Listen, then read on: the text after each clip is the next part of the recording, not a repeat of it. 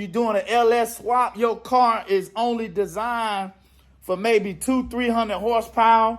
Now you got a total of 500-600 horsepower for a car that was only designed for maybe 200-300 horsepower. Some cars less than that. I want to share with you 3 things that will save you a lot of time, a lot of money, a lot of frustration. I know you don't want your car to be on the side of the road. I know you don't want to spend unnecessary money. I'm telling you, these are some great tips.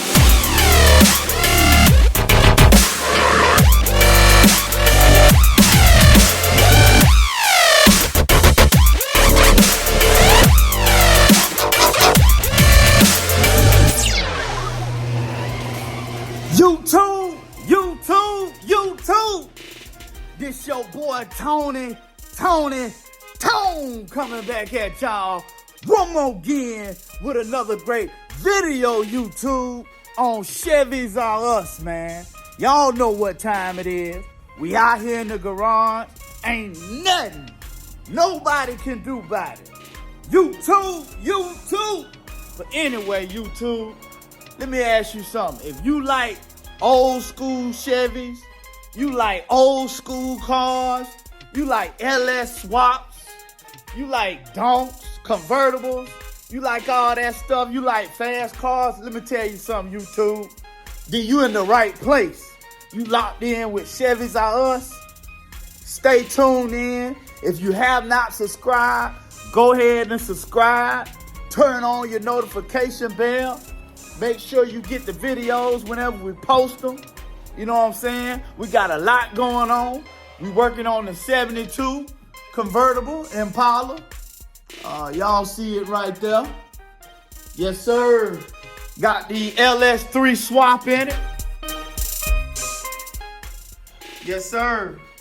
For those of y'all that have not been following along, you know, we brought this car home. It didn't have no engine, no transmission, no nothing, man. You know what I'm saying? The car has come a long way. Make sure y'all check out the video, man, of when we first brought the car home. Click in that top right corner. You know what I'm saying?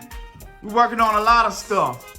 We got the SS convertible that we got to do some more work on. I think we might have to do some rear end work to it, but we'll get to that. But anyway, YouTube, I want to share with you 3 things that will save you a lot of time, a lot of money. It'll save you a lot of frustration whenever you're talking about LS swap. I know you don't want your car to be on the side of the road. I know you want to keep driving your car. I know you don't want to spend unnecessary money. I know you don't want to baby that car, man. You put all that money into it. You got that nice, powerful LS engine under the hood. You don't want to be babying it, have to baby it. You know, you want to be able to handle it. And the things that I'm about to share with you, YouTube, will help you do that, just that. I'm telling you, these are some great tips, excellent tips. You know, your car, you're doing an LS swap, your car is only designed for maybe 200-300 horsepower from whatever it was when it came from the factory. But you add the LS engine into your vehicle. You add the extra 200-300 horsepower. Now you got a total of 500-600 horsepower for a car that was only designed for maybe 200-300 horsepower. Some cars less than that. So make sure y'all pay attention. Make sure y'all watch the whole video so you don't miss nothing. But that's what it is, YouTube. That's what we're going to be talking about today, you know. But first, let me just share this with y'all real quick, YouTube. No, I could be doing something else right now. I got a million other things that I could probably be doing right now. Probably that I need to do. You know what I'm saying? But I chose to do what God has called me to do. And that's share my gifts and share my talents with you. So I'm going to continue to be obedient. I'm going to continue to walk in my calling and do what God has called me to do, regardless of my circumstances, regardless of what I feel like. Yeah, we can let our feelings get in the way of us doing what God wants us to do, regardless of my situation, regardless of whatever it is in life that I'm dealing with at this very exact moment in time. So that's why I'm here today with you, YouTube, to share this knowledge, to share this information with you, YouTube. Because some of us, man, they want to quit. Some of us, they right at the edge. So my advice to you is continue to walk in the calling that God has over your life. Otherwise, you might miss your blessing. You might be right at the door of your breakthrough, YouTube. So my advice is keep on walking, man. Keep on stepping. Keep on being obedient to what God has called you to do, YouTube. All right? Y'all ready to get to it? Let's get to it, YouTube. The first thing that I want to share with you, YouTube, that will help you save time, it will help you save money, it will help you save you from frustration, it will help you from being on the side of the road, it will help your car from being down where you can't drive it. So we're going to talk about bolting. Bolts. Okay? A lot of people do these LS swaps and they just run with the way things were set up. You know what I'm saying? They get the engine in, they bolt it in, they use the same Crossmember, they use the same bolts and everything. But I'm just letting you know, your car was originally only designed for maybe 200-300 horsepower. You add an extra 300-400 horsepower, in some cases even more than that. So what you need in your drivetrain is stronger bolts. I'm gonna share with y'all what part of my drivetrain has upgraded bolts. And first and foremost, you wanna try to go with grade 12.9 bolts or either grade 8 bolts. A grade 8 bolt is a significant improvement from a grade 5 bolt.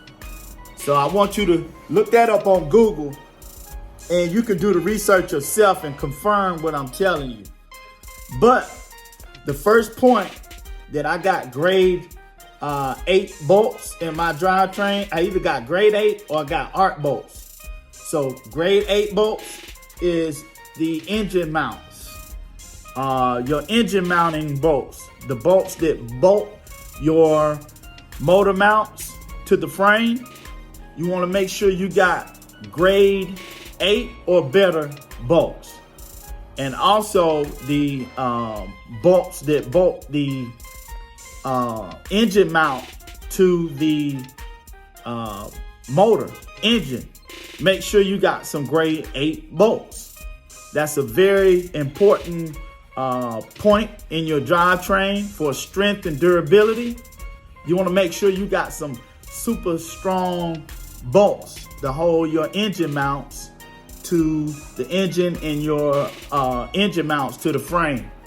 That way you ain't got to never worry about them snapping, breaking off, or anything like that. Okay? I could show it to you. Let me see if I can show it to you. Yeah, I don't think I'm going to be able to get no good close spot in there. But just remember that right there, YouTube. And the next part in your drivetrain, you want to make sure you have some at least grade 8 or better.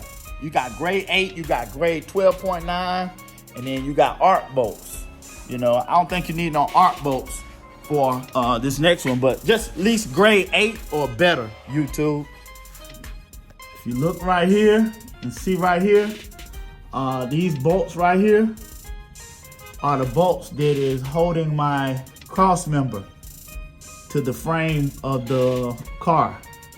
I got grade 8 bolts there, and grade 8 washers and grade 8 nuts. So Just make sure you got some grade 8. That way you ain't got to never worry about those ringing off or anything like that. So that's the second point at which you want to have some stronger bolts in your drivetrain. Another point, you want to have some stronger bolts in your drivetrain where your drive shaft connects to your differential.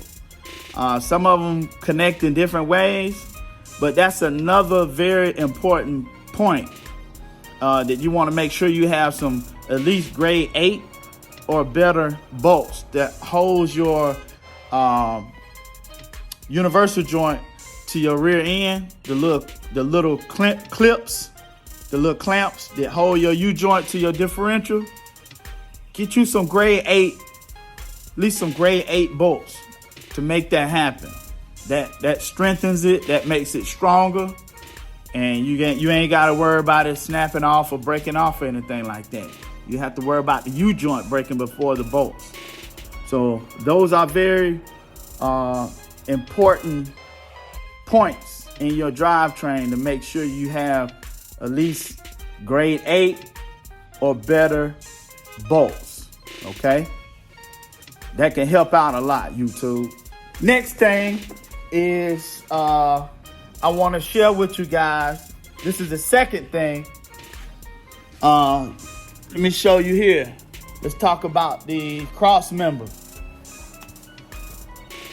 So here's my Crossmember. I can show this to you.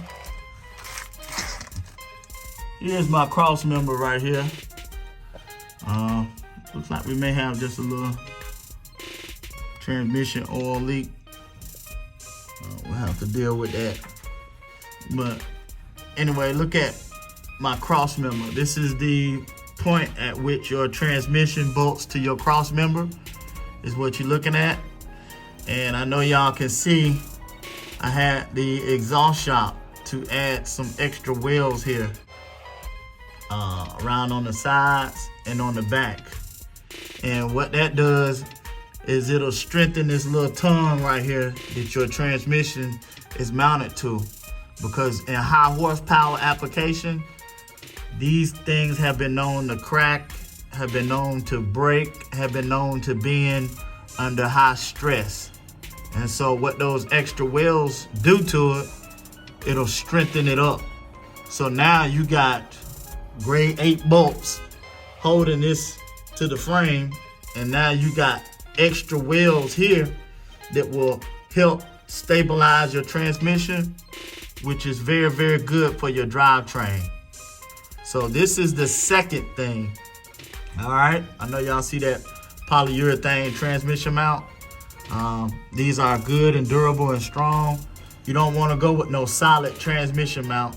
You want something that's going to give a little bit to keep your housing from cracking under high stress situations. All right, that's the second thing, YouTube. All right, third thing is get some more wheels up in there, around there, on both sides. That'll kind of make it stronger a little bit. I know it's got the factory plug wheels, but I'm gonna put some more wheels in there. That way it could take some more twisting and torquing. So, the rear end, these stock GM rear ends, I mean, they're not designed to handle that much horsepower. So what you can do, one thing to strengthen it up, is to add some extra wheels around the tubes, you know, because they come with these little factory plug wheels. You want to take it to your local exhaust shop and just see how much they'll charge to put you a bead around the tubes. And what that does is it'll strengthen this rear end up. These things have been known to leak, have been known to snap, and you know, they're just known to break. You know, you put 500-600 horsepower behind it, you're gonna have all kind of torque on this thing. So this will significantly strengthen your rear end. 96 SS Impala rear end we using for the swap for the 72 Impala. Make sure y'all check out that playlist in the top right corner. We actually have some other videos on LS tips and tricks, which is very, very good, knowledgeable information. Click that link in the top right corner and check out some more good LS tips and LS swap tricks that will actually help you, YouTube. We also got the LS swap power steering tips and tricks, things that will save you a lot of time, frustration, and money. That's also a very, very good video. You can learn some more things that help save you more time and help save you more money. If you want to check that video out, it's very, very detailed, very good information. Just click in that top right corner to see those videos, YouTube. Let me know what y'all think. But anyway, YouTube, I appreciate y'all for watching. Thank y'all for tuning in. If you have not subscribed, make sure you click your subscribe button right now. Click that subscribe button, click that notification bell, turn it on. That way you can get the notifications whenever I post my next video, YouTube. All right? Please share, please comment, please subscribe. All right, YouTube, y'all have a blessed day. And we'll holler at y'all again on the next video. YouTube.